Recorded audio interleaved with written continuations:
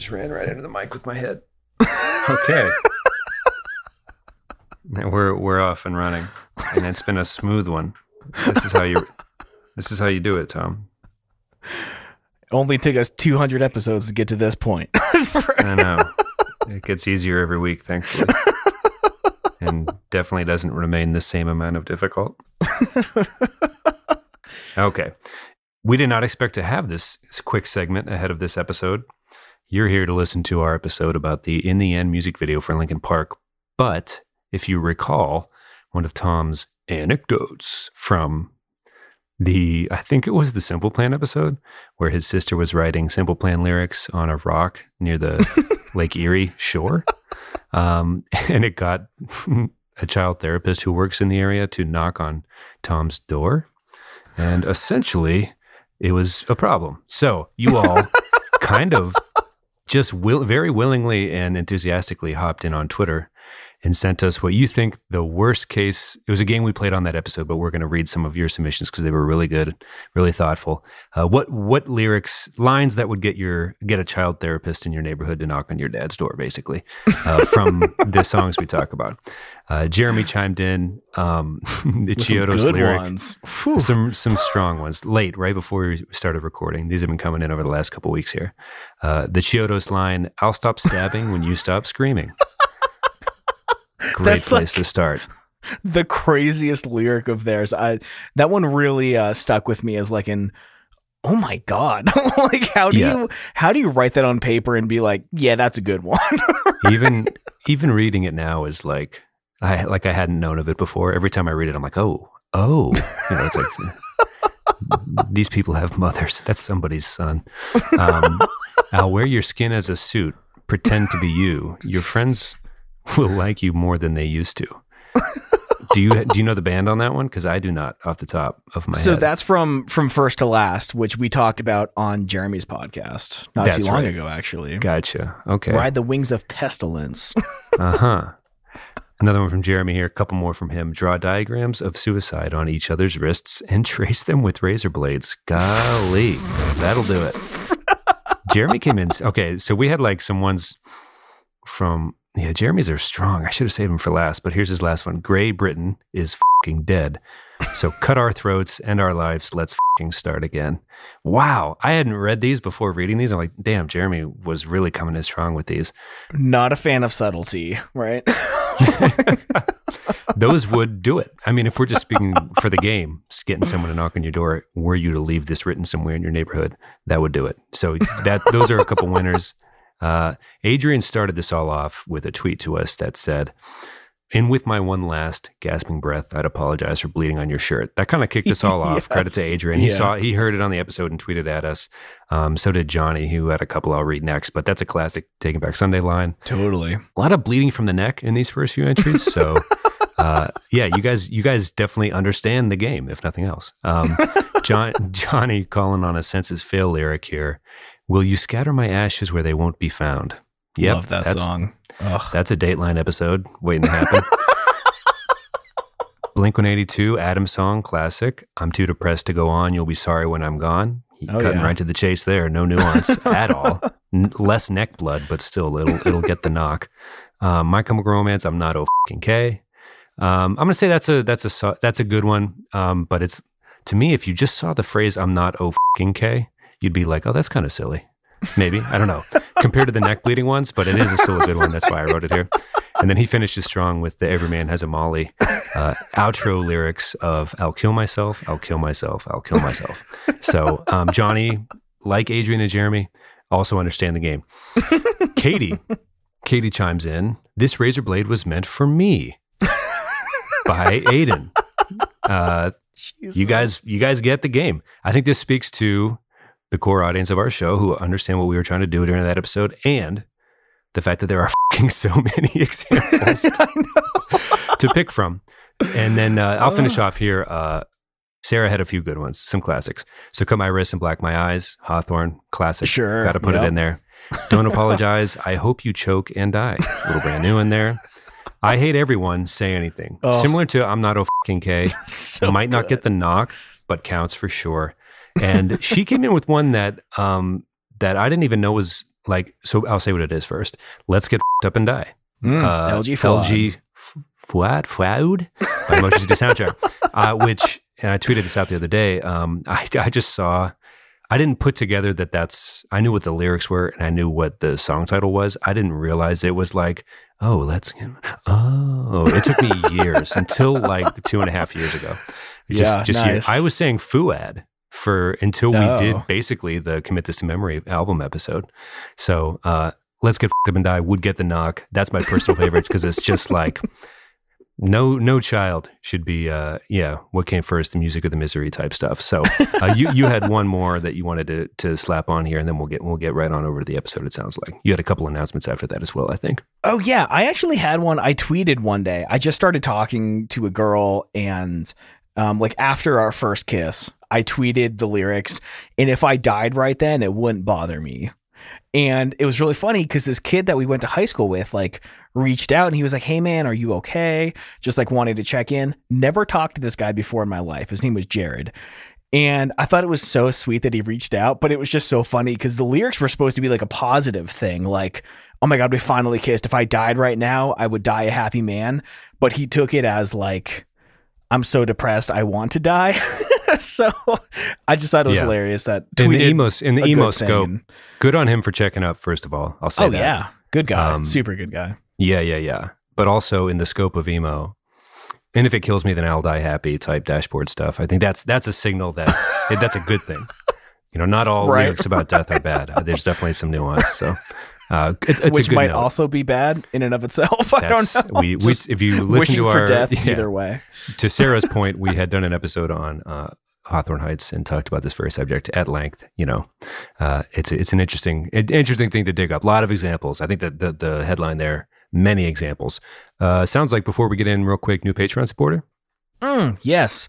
Melissa Mendez recently signed up for our Patreon as an emo veteran. Just want to say thank you so much. We shout out all the new supporters at the beginning of the show. It's nice to see. Sometimes she holds us accountable with some of you when you first start listening. We've had this happen where it's super cool. You go listen to our old episodes, but then you make us look like pretty silly because we'll bring up old takes that we forget we made, and you bring up a reasonable counter argument, and we're like, oh no, you're right. And so we'll just like realize the nonsense that we have been spewing like months ago. So keeping us honest for sure. Appreciate all the new listeners, and feel free to, if you haven't made yourself known, at _reminiscent FM on Twitter. We'd love to hear from you if we haven't yet. All right, you want to just do the show?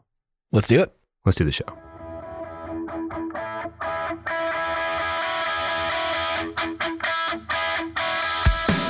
What is going on, everybody? I'm Tom. And I'm Pat.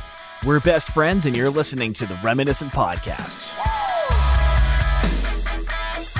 In the end, it doesn't even matter, man. Put that on the rock, dude. That's right. I don't care about what the Skater Boy's up to. I don't care about, put it on the rock. That would be, actually, I'm glad we did that intro because most of this song would get the knock, would earn the knock for sure. Most of Linkin Park's career would get a knock. That'll do it. That'll do it. I bleed it out. Anyway, before you get into the fast facts, I just want to say that this is a magical, mystical land that makes no sense that this music video takes place in. It might be just a stone's throw away, a couple towns over from the really silly desert town that the Newfound Glory All Downhill From Here video takes place in. Sure. I'd like to believe that world is the same world. Like if we're talking about like the emo verse, I'm not so sure they're too different because they're zany, deserty, vaguely deserty. But the thing about the Newfound Glory video is that they don't have Mike Shinoda to start rapping greenery into existence. So we'll get in more on that later. I'll let you take the ball back here for a minute. Yeah. So we did, maybe like a year ago, a random mashup of something corporate and Linkin Park into one episode for some unknown reason. And we decided to break those apart. We're doing In the End this week and Punk Rock Princess next week. Just a little look into the future there. Yeah, we were trying to do like a point counterpoint thing back when we were still figuring out the format of the show. And that episode gets a lot of listens. So we realized, well, let's devote more time to each of those bands the way they deserve. So that's the Mark Hoppus philosophy. Find the thing that's catchy and keep saying it. Hit it. Keep saying it. That's right. It doesn't take much to be a good pop punk producer. Find the hook and bash people over the fucking head with it. Which, to that point, the new Machine Gun Kelly album is pretty good. No, I think that was actually Travis that produced that one. Anyway, yeah, let's talk about it. 1 billion views. Oof. It's 20 years old. There's a lot of numbers going on. So time has passed. I cannot believe this song is 20 years old. And I'm finding that happening a lot. Like, whoa, can you believe time moves in a linear fashion continuously? It's just like, oh my, we're packing up my house because we're moving across the country.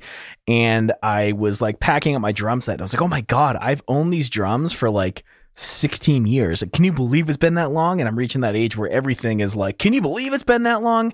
But this kind of hit me today. This song is old as and yes, back on July 3rd, it reached 1 billion views on YouTube. It was uploaded in stunning 360p in 2009, and it took about 11 years to hit 1 billion views. Pretty crazy. Good for them. Linkin Park deserves it. They're one of the giants of our generation, I think. Somehow they transcended the new metal genre into just like everyone's households. They managed to break through somehow. But this song was kind of like what began it all. It's actually noted that Chester didn't like this song and almost didn't put it on Hybrid Theory, which is oh my God, hilarious. Right? Like this is the career It's starter. kind of like those anecdotes about Blink-182 writing First Date and Rock Show as a joke because the producers wanted a summer bop. In like so 5 they would minutes. just write songs tongue in cheek. Yeah, and it's like those songs are so near and dear to fans' hearts. It's like, what? They didn't like this? This is what Linkin Park is. Like, again, Right. I am unqualified to make that statement, but I don't think I'm wrong either. You know what I mean? Like, this is probably one of the best Shinoda rapping ones, one of the best vocal performances. We'll get into all that maybe, but it's crazy that he almost didn't put it on because to me, I think I associate them with this perhaps above all else. I don't know. Maybe that's just for the casual fan, but I don't know if you agree or disagree on that one, but one of their iconic tunes, I'd imagine. I don't think that's a stretch. I mean, to me, it was like a song that just everyone knew, and even if people say they hated it, they fucking loved it. If there was a piano in sight, those theater kids were playing this little piano lead line. Dude, I mean, do you remember? We were in 8th grade music class together, I think, and Mr. Chase used this riff as like an intro to his, we were about to watch Amadeus or some shit.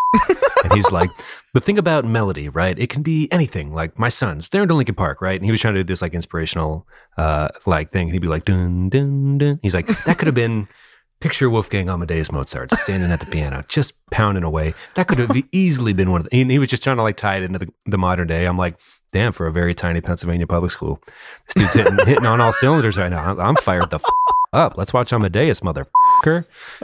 No, I wasn't swearing that much, but it was just kind of funny that they were so top of mind that like suburban dads were like, okay, this is what today's rock music is like, huh? I might teach my class on Mozart starting off with this riff.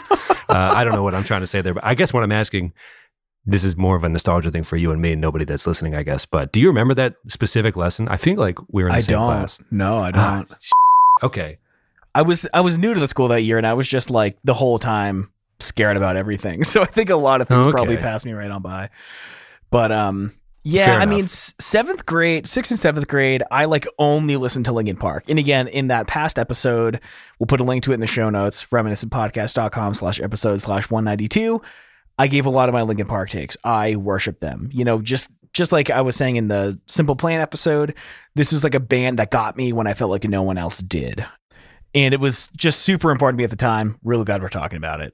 You've told a few anecdotes on the show before, and I'll zip through a couple, but I want clarification on one of them. There was one where you go with Dan Majeski to fix the bike, and he's like, this is your new favorite band. And you're like, yeah, whatever. Mm-hmm. And I think Dan got borderline Sherpa status for that. And Cartel. Oh, yeah. Wow, Dan. Go Dan. Yeah, Dan! Little Dan in real life quote for all those Steve Carell fanatics out there. That is the movie we saw at the theater. If you listen to the show a lot, Tom made me double date once with the girlfriend the girlfriend he references a lot from back in the day, way early, that he wasn't nobody was having a good time that night, but except for me, because I was super into Dane Cook at the time, and Dan in real life I thought was a fucking fantastic movie. Anyway, yeah, Dan. That's a shameless aside that is losing listeners. I can feel it through the internet. Okay. The one I wanted clarification on is your mom took you to a post-Erie Playhouse show cast party and you racked up her cell phone bill listening to a chiptune version of a Linkin Park song. Was it in the end? You've told that story on the show before. I don't want to waste people's time, which obviously isn't true. Drink, because I've just wasted like 6 minutes of your time trying to set this up. Was this the chiptune song? I think it would have been Numb at that time. Numb? Okay. Yeah. I just needed to clarify before we got too deep because I think that is some of the funniest like $200 phone bill. Not even the real song. Just the... A 30-second... Yeah. Yes. Chiptune ringtone. None of it. Yeah. VCW tones, man. That's all we had at the time. That's right. Okay. So... I'll let you continue with your fast facts. Had to clarify that. Took a quick Dan in real life detour. Can't guarantee that won't happen again. But yeah, I'll cede the floor for sure. All right. So just wildly successful, right? The charts for this album alone are insane. And there's something, oh my God. Okay. Anyway, weekly charts for the year 2002 took number 1 on UK rock and metal, number 1 on US alternative play Billboard, number 3 on US mainstream rock Billboard, number one, Pat, on US mainstream top 40. Top 40. That's like everything, right? A new metal rap rock metal band, number 1 on top 40. Things were different in 2000. Oh, no, this was 2000, not 2002. Yeah, Hybrid There you Theory. go. Yeah, Jesse and I were watching something on YouTube, and she was mentioning something she had seen or read or heard or something, but they were talking to a new metal singer. I don't think it was Fred Durst, but it was somebody, and they were just like, almost like upset, acknowledging when Linkin Park burst onto the scene, because it was like, we're not going to be able to get away with the dumb shit we've been doing for years. Like, this is it. They've ended it and birthed something new. Like they came in hot and they stayed hot. I feel like, oh yeah, I was listening to the Pete Holmes podcast recently and he was talking with somebody, I think he was talking with Phoebe Bridgers about basically Nickelback, which we've discussed on the show before, but he was like, I was there. You all were loving it. You know what I mean? Like, we were there, man. Don't pretend like Mike Shinoda didn't have a moderately successful rap career just based on how hot Linkin Park was for like 15 years. So anyway, we just want to get that out of the way real quick, but that doesn't shock me at all. Casey Kasem talking about fucking Meteora. That's pretty nutty. So we have the year-end charts. The year-end for 2002, U.S. Billboard Hot 100 ended at number 7. U.S. Billboard Modern Rock Tracks, number 2 for the year. And can't say this without a twinge of sadness, but 2017, Chester, reached the end of a very tragically short life that year, and the song actually made it back onto the charts, number 31 U.S. Hot Rock Songs. 17 years after it came out, the dude was so beloved as a great guy. I mean, a generation-defining vocalist, can we say? That it made its way very... I think so, man. He's one of the like Mount Rushmores of I'm not singers, taking away anything from him, but just for like, I feel like there's definitely Eddie Vedder types who people try to imitate. I don't know if Chester was the butt rock voice guy. I think that all goes back to, I'm just saying, like, I'm not sure. I'm probably wrong. I don't know. I'm just like, I guess kindly inquiring about, are there any examples you can think of? Because I am genuinely curious and not trying to prove you wrong. He was very good. I just think it was so unique that nobody could do what he did. So I'm not sure anybody tried. You know what I mean? Just winner, like number 1 by default, or? No, just like you said, like spawned a bunch of imitators, basically, is what I took as you to say. I was just curious if that was like, I'm not sure anybody even tried. I just think his voice is one, especially in this, something other than like Justin Timberlake at the time. Like, he is a singer that people would be like, oh, that's Linkin Park. That's Chester. Oh, like, yeah. And he's one of the best, dude. One of the most well-respected, I would say. I mean, I don't know. Maybe I'm biased. I was just searching for a clarification where I think what we're gloating about here is how uniquely talented he was, and it was one of a kind, more or less. Insanely talented, yeah. And the last thing here, decade end charts. Billboard Rock Songs, number 2. Billboard Alternative Songs, number 2. Billboard Pop Songs. Again, this isn't a pop band at all. Number 36, Decade End, Billboard Radio Songs, number 65. That's crazy. There were so many like colossal artists at this time that it's amazing to see at the end of the decade, they're still hitting those numbers. They're an insanely talented band, 4 times platinum in the US.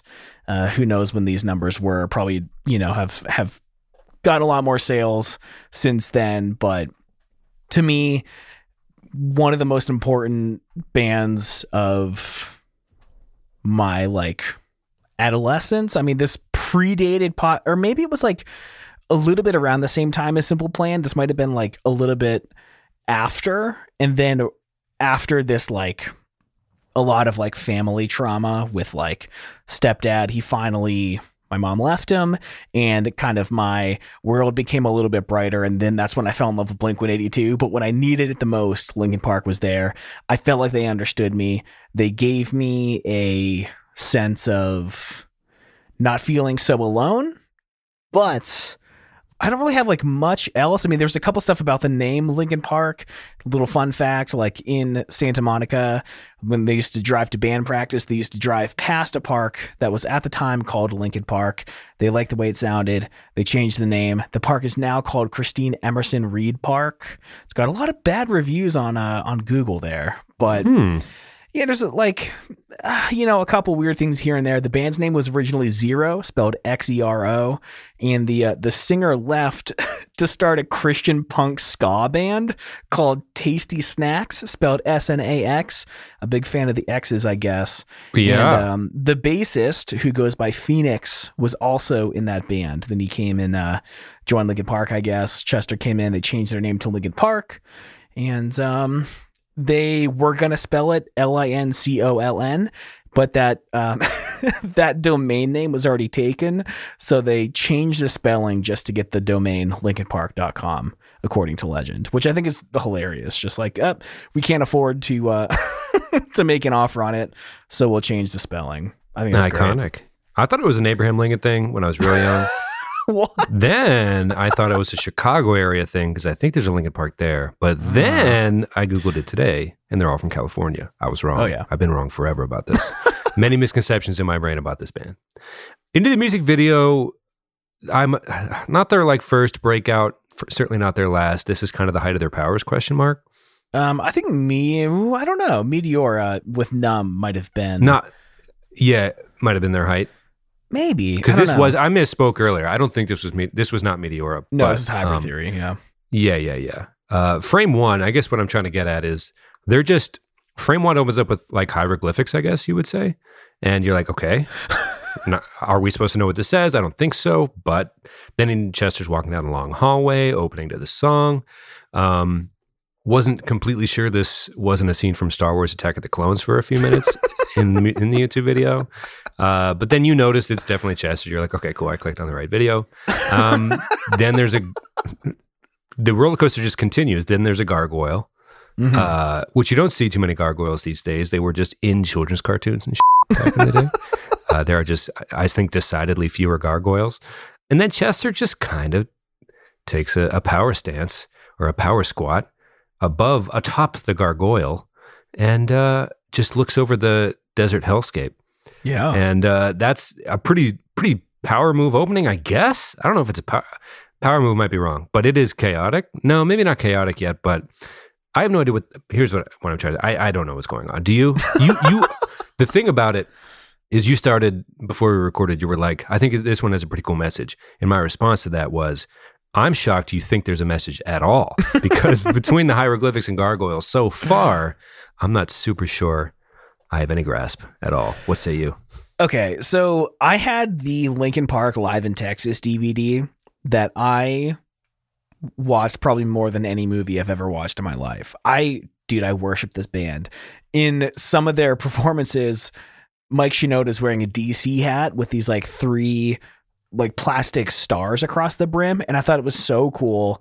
I literally wore nothing but DC for like 2.5 years straight, just because I like wanted to be just like Mike Shinoda. You wore it to Mr. Chase's class. I know this, and I'm pissed you don't remember his Linkin Park into freaking Mozart riff lesson, which was, I think, up there as far as any lecture I've ever got, just because that was a freaking stretch, I thought, and I still do. But I know I can remember the clothes you wore to the class we were both in, so I'm just a little bummed that we couldn't meet halfway on that particular anecdote, but that's fine. I'm not holding it against you. As I was packing, I found a picture of me on my first and last day of 8th grade wearing the cargo pants or the cargo shorts in the green DC cargo shirt. Khakis. Cargo khakis. There was like a meme that went around on Twitter of like a guy in cargo khaki shorts and a green Zelda shirt. And it was like, the guy that wore this was never mean to you or something. And it was like, I was like, I think I have that outfit. Yeah, the caricature of the pop punk dork is never portrayed as vindictive, that's for sure. And rightfully so. Rightfully so. That member of the scene, which was you for hours, generally jovial, I think. The bigger the tongue of the shoe, the chiller they were, I think. I don't know. I can't be held to that, but that's my current theory. Not scientific method approved, but okay. Just a little shoe tongue humor for you before we get into let's talk about this a little more though. So I had the Live in Texas DVD, and there was a lot of behind the scenes stuff where like this band really wanted to create like this like multimedia experience, and they made the winged soldier thing, and for Meteor they made a lot of their own artwork. They made this like huge installation where they were like spray painting these big set pieces, and they were very into like the visual branding of their band, and it seemed like every album had a unique thing going on. And Hybrid Theory had this very strong visual theme around it, and it was very like fantastical, very magical. I guess a lot of this music video was inspired by Princess Mononoke, which that's fun. Right. So when I met Jessie, I knew she was into manga and stuff, and I ran home. This is an oversimplification of the timeline, but I basically ran home and watched all of the Studio Ghibli movies I could find in like a one weekend. Like, oh yeah, I love those movies. They're really good. Even though she could tell I was just like head craned for a test and was mixing up my movies, but super fun. So, I mean, like if you just watch this music video, it might all seem like super random, but this band like talked very intensely about the visuals surrounding like their band as this larger concept, and all of their videos are very like thematic and stylized. So like, to me, it makes sense because I grew up thinking of the band as this like not just music, but this very like bigger picture artistic piece. So there was like a part of me that like didn't care if it wasn't like this cohesive thing. It fit into like the greater visual branding of the band and of this album, if that makes sense at all. Yes. I will say this, they were not immune to exterior forces, because one of my notes here is when it starts with the first lyrics of the video, it becomes clear that Chester's hair, he's got a Slim Shady cut going. So this is still very much Eminem's world in 2000. And I just wanted to point that out because like you don't see it a ton. I think in that movie 21 Jump Street, the remake, Jonah Hill, they show him back in high school and he had this short bleach blonde. It's like that was 100% a thing for a lot of people. Even Chester in this video. I just thought that was like, yeah, that's period. That tracks. That's period specific for sure. When did the Eminem show come out? Was that 2000? 2002? Would have been the neighborhood. Yeah, in that neighborhood.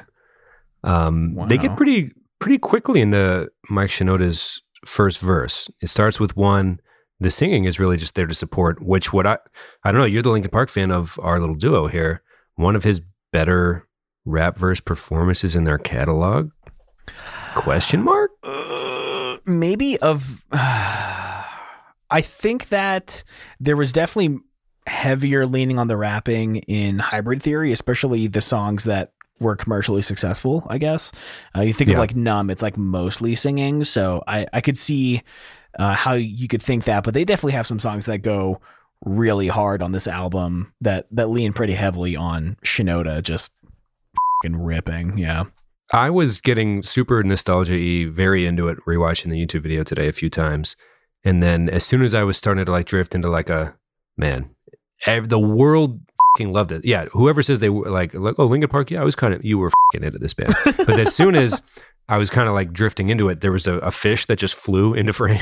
So like a whale, right? like a whale, yeah. Which my question to you is, does this take place underwater or is that whale flying? Isn't that a Princess Mononoke thing? I don't know. I crammed. Like I said, Jesse knew I wasn't a fan. I just watched them all back to back to back. There's something about like a flying swimming whale in one of Studio Ghibli's Gotcha. movies. Yeah. I think I've from never that seen movie, it. what I remember, there's definitely animals that are like wrong cartoonishly, like too many antlers on deer and shit. Right. I don't know. I don't mean to say it's more conversationally. I don't mean to be talking down to it because it's such a beautiful movie. I don't want to disparage it by getting it wrong. So I'm kind of trying to poke fun of myself first before making the wrong point. But I think you're probably right. If that's what they're going for, I wouldn't put it past them. But it definitely distracted me from the rap because that's the only like creature in this landscape they're setting up for us throughout the whole movie. And I think a lot of it is supposed to be that, except save for some butterflies at the end. Sure. Which, yeah, okay. I think it's supposed to be they're in this desert, right? With like nothing around. It's totally barren. And there's like this hint of life in like the opposite environment that it should be, like an arid desert, right? Obviously a whale is in the water. So it's just how opposite can we make something here? Oh, a whale in the sky in the desert. Let's do it. And I think it's supposed to be leading towards, I don't know if it's supposed to be like this God figure or like a glimmer of hope, because things start to get really different later on. So maybe, I don't know, part of me thought that was like a God figure of like. Oh, I thought the giant statue was the God figure. The one that he's standing atop with the gargoyles and the statues. I thought that would have been the icon. Just the loosely Egyptian looking tower. Unless it's one of those things where like, oh, this must be the thing, but the whale speaks English the whole time. It's like, no, it was me. And that boy was me. Hey friends, as always, popping in real quick to give a very special thank you to our Council of Elders. Those are our emo elder contributors on Patreon. We've got Andre Prevost and Johnny Leftwich of the Steve Johnson Happy Hour podcast. Thank you to the two of you for being in that top tier. Thank you to everyone else who's in the Patreon. Quite a lot of you. It feels really awesome. And as soon as I shower, Pat and I are going to be filming a video AMA for you all to go up in the Patreon. So look forward to that. Look forward to bonus photos, post shows, a lot of extra stuff in the Patreon at patreon.com/reminiscent. Thank you to everyone in there. Thank you all so much. We love you all, and back to the show. Just kidding. Okay. Vines and branches begin to grow out of the ground and try to tie themselves around Mike Shinoda. Hot take, real quick. Vines that try to constrict people, top 3 movie villain, regardless of context. I will die believing that.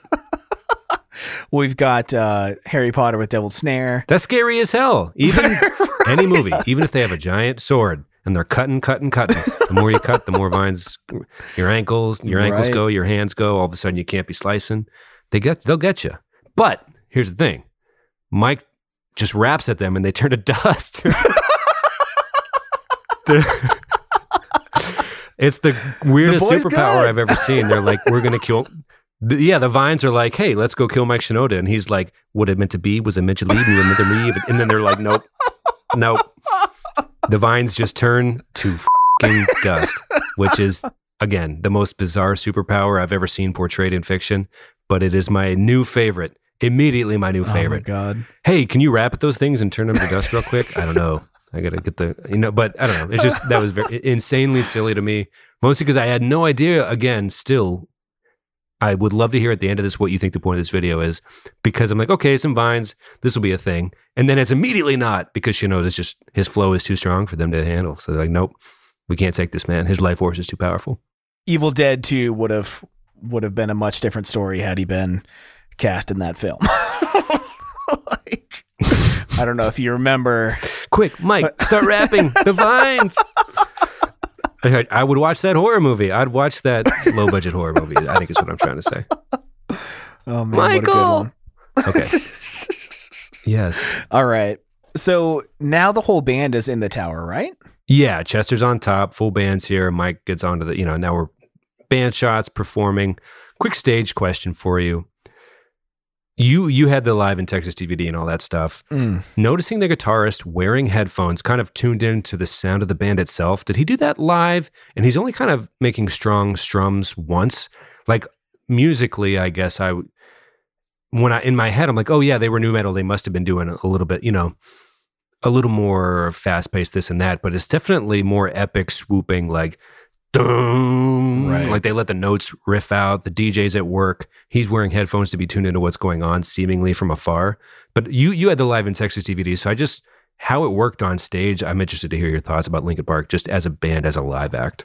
So I'm really embarrassed to admit this, but listening to Linkin Park before the Live in Texas DVD, I didn't ever remember noticing that there was actually a guitar in this music, because it's like what would be called more of like a pad, like something that just kind of fills the space. Hybrid Theory did have some like pretty sick riffs in it, but especially in this song, it's just like really big chords, holding them out for like a whole bar, and it kind of just blends in with the rest. So it's more of a pad than, I don't think like when you think of bands like 4 Year Strong, it's like very guitar forward. They're going to play not necessarily complicated, but fast, and they're going to go back and forth like, whoa, it's kind of like an attack on the senses. They use it as in a totally different way, like as a tool. It's just like, yeah, our guitarist, he's wearing headphones, he's over there, he's doing what he does. But what this band does really well is kind of the vocal attack from two very different sounding people. Like what you're trying to highlight with this collection of people is just different, which is fine and fun. But watching the music video, I was just like, wow, that dude strummed once. And that's the chorus. He's just like, boom. Like you said, it's filling the space. But my brain had associated with nu metal and all this stuff. And I was just like, it's just one of those days. I was expecting something a little more chaotic, I guess. But it's really just a guy with the group trying to make it a complete whole thing. I don't know what I expected. I thought it was kind of cool in a way. Like they were using it, but that wasn't the highlight of the whole performance. Right. And like I said, they do have more like guitar focused productions in other songs. This is, I guess, catered more towards like a pop song where it's like very vocal forward. The main instrument is Mike, and then Chester in the chorus. So they're just kind of like giving them room to do their thing.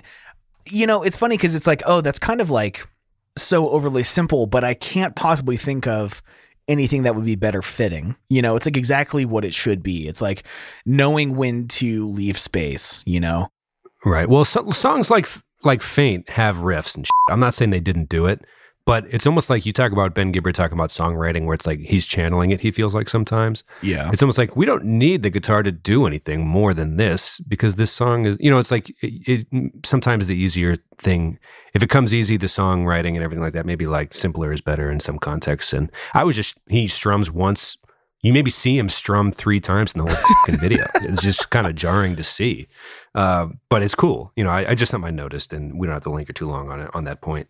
No, the headphones were really interesting to me, though, because I saw that in Live in Texas, and it was like, oh, everyone else is wearing in-ears, or like there's floor monitors. I don't think I've ever seen anyone have like their brand be wearing full headphones on stage. It's really fascinating. Like, so tuned in, right? Like it's going to be the 2 vocalists, but he's so tuned in. It was like the most bass player-y guitar player move I'd ever seen. It's like I'm part of the back row. Like if a band is a volleyball match, like the perpetual back row, just keeping time and making it happen. I don't know. It was just interesting. Anyway, we can move on. And I'll stop comparing volleyball to rock forever, I think. Okay. Stage stuff is what we just talked about. Okay, so we talked about the statues. This is definitely a world of their own making. Very interesting. They're singing. Stuff will begin happening pretty soon here, but I wanted to touch quickly. We talked about Chester's Slim Shady hair. Another note about the 2000s look, Mike's goatee spiked hair earring combo. Can you talk to how 2000s that is real quick? The most 2000s?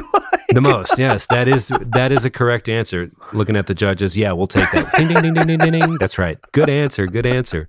No, I'm like, I hadn't seen anybody wear their hair like that and shave their facial hair like that in so long. I'm like, man, that's very specific. Yeah, I'm sorry. You can cut that out. I started waffling.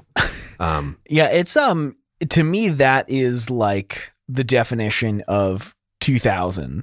The hair was so I mean, and it wasn't even like the faux hawk in no thing. particular direction. Straight up. Right. Like the haircut wasn't like I got my hair cut in a specific way so I can gel a part of it to look a certain way. It was like my hair is just all growing at the same rate and it's all headed out away from my head. Except the goatee, it stays. Anyway, I just thought it was interesting in the double earring. Strong look. He was rapping well enough to kill vines, so you dress how you want at that point, I think. 20% skill, 20% reason to remember the name. I don't remember the other percentages, but do you think, Mike Shinoda? Okay. Best line of the song? Question mark. I'll stop saying question mark after questions that are obviously questions. Keep that in mind. I designed this rhyme to remind myself how I tried so hard. As a 13-year-old, I was like, this is high art. This is Shakespeare. This is the way it goes. This is the only thing that matters in my life. Like so many of those words rhyme. Yeah. I don't know if you felt the same way. Yeah, dude, I just love this song. Everything about it. Yeah, that's with with zero knowledge of, at that age of, I guess rap at all. I guess this was a quick gateway to that world where it's like, whatever this is fun as hell, and I'd love to know more about people that do this well. So coming from our perspective, I don't know if that was a gateway to learning more about and wanting to hear more of those noises and sounds and things like that. But I know it was incredibly exciting to hear for the first time those types of things. Yeah, I mean, I think he has a really good flow in this song. There's the whole rap metal and the white boys rapping thing.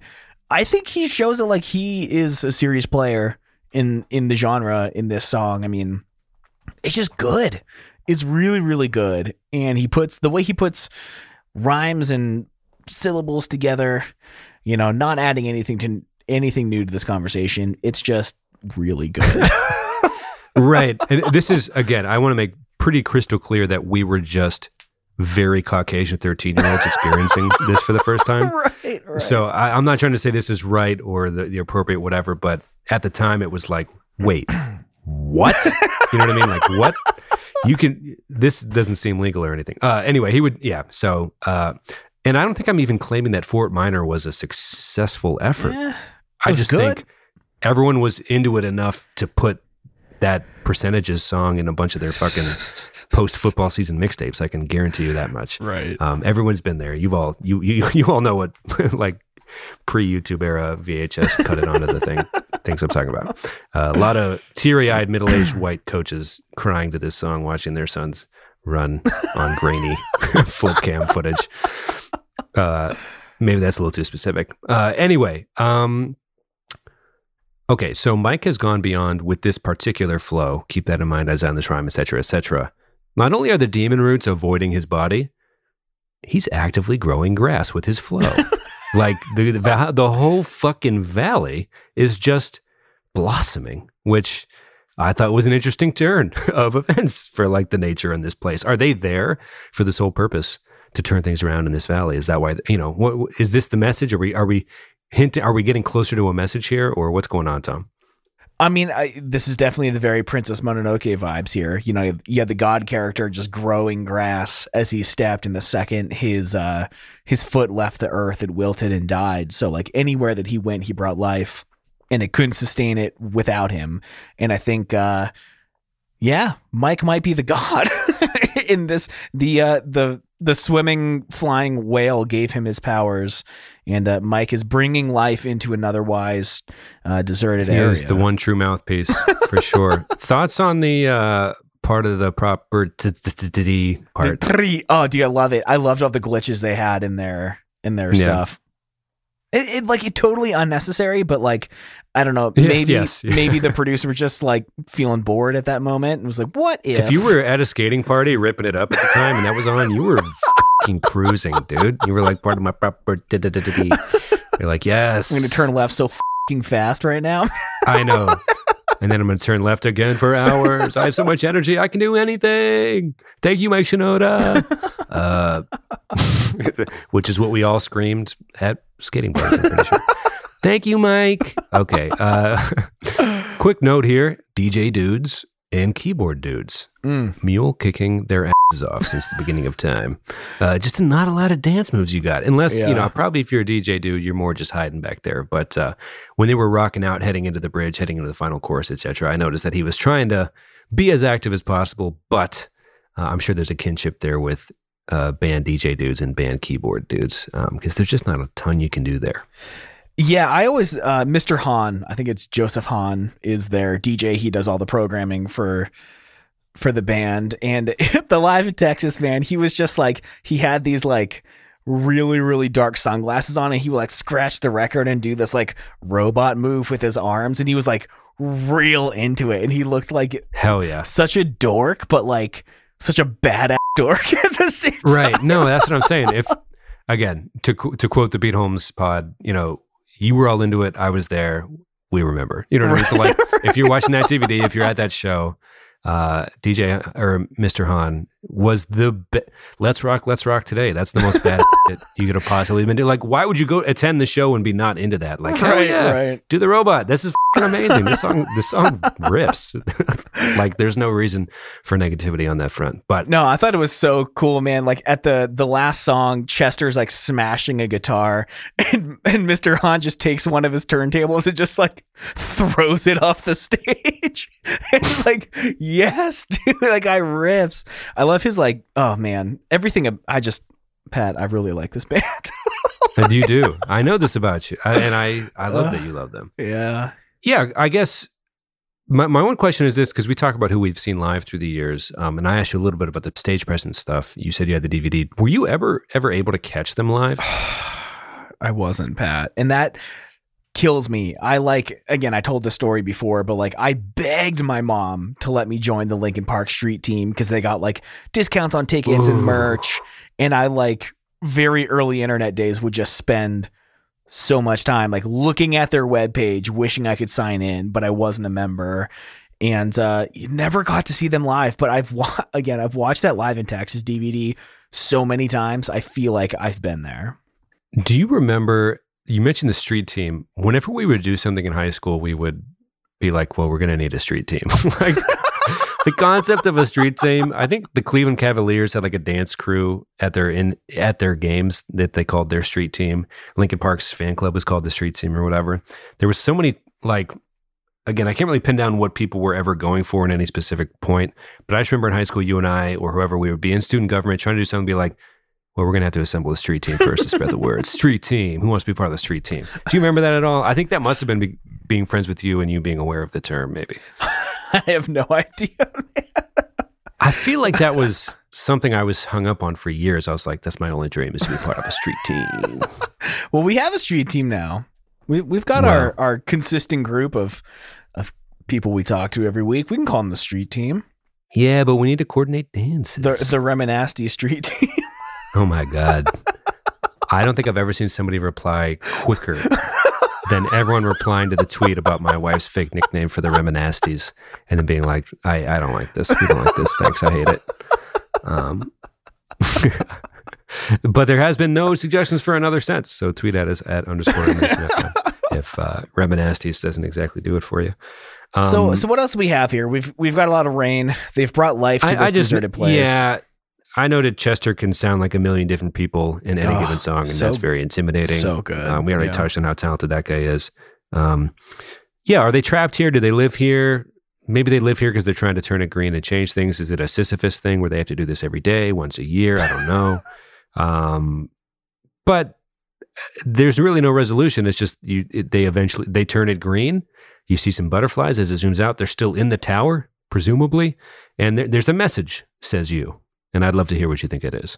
I mean, I think it's just like they bring life to a dead place, and they do that through music. And I think, we're going to see that next week with Punk Rock Princess, but it's kind of this theme of just like people that otherwise have nothing really connect with a song or a band or just like a, type of music in general. And in an otherwise dead, barren, and empty place, there's life. Even if it's just for like a fleeting moment, it brings something to that place that is seemingly impossible and wasn't there before. And when I was 12, 13, and Meteor had just come out, and I realized there was a whole other album before it called Hybrid Theory, and I listened to nothing but Linkin Park for like 9 months. I mean, legitimately, Pat, like not an exaggeration, nothing except Linkin Park for 9 months. I feel like it brought this like oasis of acceptance and understanding to my life when I felt like it was just this barren place. And I think that's kind of what the music videos is capturing. Nice. Well, it definitely is raining hard as hell heading into the final chorus. Bats as well. Bats are released from the chambers, from within the tower. Man. Yeah, I wonder what that's about. But yeah, they brought it to be with their rock, and the guy with the guitar didn't even know until he saw it because he couldn't hear anything with his headphones on. But that's all right. Just kidding. That was. I hate everything. Sorry, everybody. I regret saying that because that wasn't that funny. I'm sorry. Man. He probably could hear it. He knows. They're cool headphones. I don't even mind the headphones. I kind of like it, actually. So I couldn't tell you why I said that. I really couldn't tell you. Let's end it. And let's end the show. That's right. Yes. Okay. More fun rule. At the beginning of next week's episode, people have been tweeting new rules to the drinking game, and we'll discuss those a little bit at the beginning of next week's show. But for now, you want to give some songs of the week and head on to the post show? Yeah. I've got I guess this band is already like everyone's already over them because it turned into like this TikTok challenge. Which, by the way, why do they call it a challenge? Just everyone copying whatever. TikTok is so dumb. Anyway, it is what it is. I mean, if it makes people download a lot of Fleetwood Mac, then I'm down with it. Right. So or that one Paramore song. All I want is. Oh yeah. So there's a band called, the band is called Surfaces, and from their 2020 album Horizons, there's a song called Take It Easy. I kind of like hate myself for loving this as much as I do, but it's like almost this like pseudo island happy time pop music vibe. And, every now and then I need a little bit of positivity in my life. And if I'm getting frustrated while I'm skating, I'll throw on this album and just kind of vibe a little bit. So I've been digging that song lately, Take It Easy by Surfaces. It's interesting. I found the band from an Instagram ad because their artwork is gorgeous. All three of their albums is like this really like pastel-y kind of vibe, like very minimalist pastel. And I like that aesthetic. So Instagram ad actually doing something for me. So hey, there you go. I'm just gonna say it. Title track off of Tickets to My Downfall by Machine Gun Kelly is it's very fun. It's fun. Okay. Sue me. I like it. Yeah. I have mixed feelings about Travis's fingerprints. No, I didn't mean to interrupt, but Travis's fingerprints are certainly on it. And it is what it is. You don't. I think if you're not trying to overthink it, you're allowed to enjoy it passively or however you choose to. But the title track is definitely, yeah. I'm into it. All right. I've listened to that album quite a few times, but I have a hard time with it because apparently Machine Gun Kelly stays at this hotel every on a holiday every year. And my wife worked at this coffee shop that was in a hotel, and they closed before, a hotel doesn't close. Whatever. He came down and asked for a coffee like an hour after they closed, and she was like, "Oh, we're closed." And he just called her a bitch and walked away. So I was like, man, Machine Gun Kelly. I don't think what's funny is the Apple Music description. Colson Baker, the rapper turned pop punk provocateur known as Machine Gun Kelly. It's just like, Jesus Christ. All I know is that he and Pete are very thin, mildly rule-breaking individuals who are in movies together. And that's it. That's it. Pretty okay album, worth checking out, but we'll put it on the list. Yeah. No, yeah, don't take my song recommendation as me like vouching for Mr. Colson. I've never met the man. He is so Cleveland, and he admits that himself. So whatever that is, whatever that's worth. He was definitely at the Cavs championship parade, yucking it up, being very Cleveland. Anyway, that's probably it, I think. Yeah. Thanks, everybody. Yeah, thanks, everybody. We're going to head to the post show for our Patreon supporters. But hit us up on Twitter at _reminiscentfm. Want to hear everything you've ever experienced with Linkin Park by your side. Yep. Okay. Yep. All right. Love you all. See you, dude. Bye. Bye.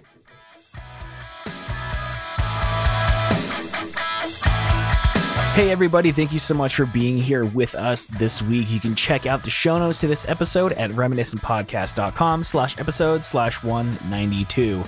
Please hit us up on Twitter. The most fun part of doing this show is talking to you on Twitter at _reminiscentfm. We're super active on there. We love talking to you. Again, it's the best thing about doing this show. You can find our Patreon, patreon.com/reminiscent. Thank you all so much. Look forward to talking to you next week. Look forward to the AMA on Patreon. We love you. Talk to you all later. Bye, everyone.